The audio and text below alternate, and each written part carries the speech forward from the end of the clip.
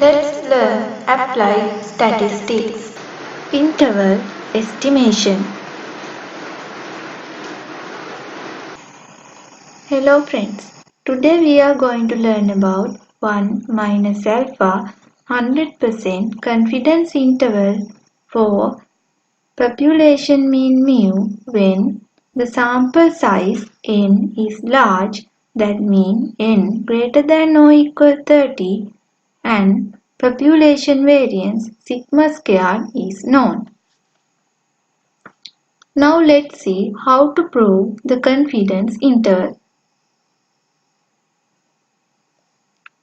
Then we take a population and its population mean equals mu and its population variance equals sigma squared. From that we take a sample of sample size n with a sample mean x bar. Therefore, xi can be written as xi n mu sigma squared. X bar can be written as x bar n mu sigma squared over n. Then test statistic value can be written as z equals x bar minus mu over sigma over root n in 0, 1. Then z can be graphically represented in this way. Here this portion equals alpha by 2 and this portion is also equals to alpha by 2. Therefore, the remaining part, that means this portion, equals 1 minus alpha. Then this point equals z alpha by 2 and this point equals minus z alpha by 2. Therefore, probability of z lies between z less than z alpha by 2 and z greater than minus z alpha by 2. That means z less than z alpha by 2, that means this range, and z greater than minus z alpha by 2 mean this part. Therefore, we can see that z lies between this range. That means between this part it equals 1 minus alpha. Therefore, probability of z is minus z alpha by 2, and here z alpha by 2 it equals 1 minus alpha. That means probability of z is z less than z alpha by 2 and z greater than minus z alpha by 2 equals 1 minus alpha.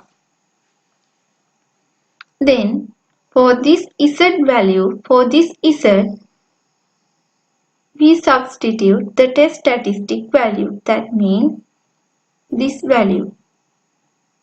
Therefore, we can write z minus z alpha by 2 x bar minus mu over sigma over root n z alpha by 2 equals 1 minus alpha. In order to eliminate this part, we multiply both left and right hand side of the inequality part with sigma over root n. Therefore, this side becomes minus sigma over root n into z alpha by 2.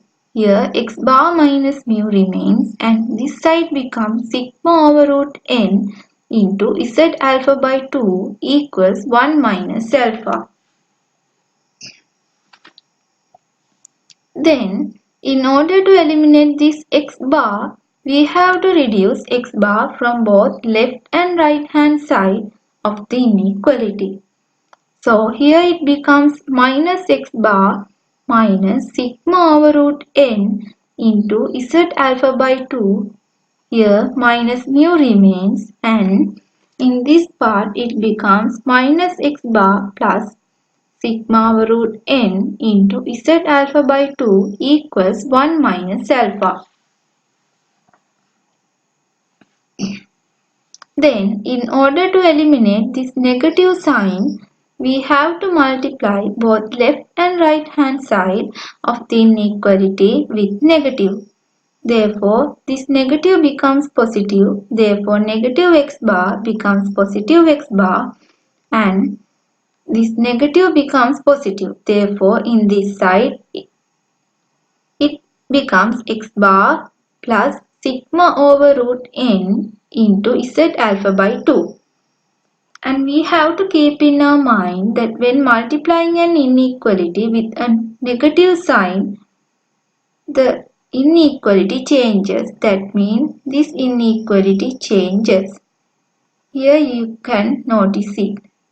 Then here negative becomes positive, therefore positive mu. Here also inequality changes.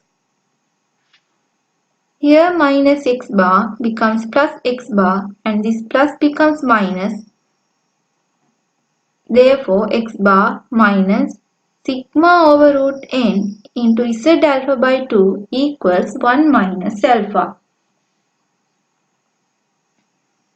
So finally we get the confidence interval in this way. Here this is the lower limit. That means x bar minus sigma over root n into z alpha by 2 and this is the upper limit. It equals x bar plus sigma over root n into z alpha by 2.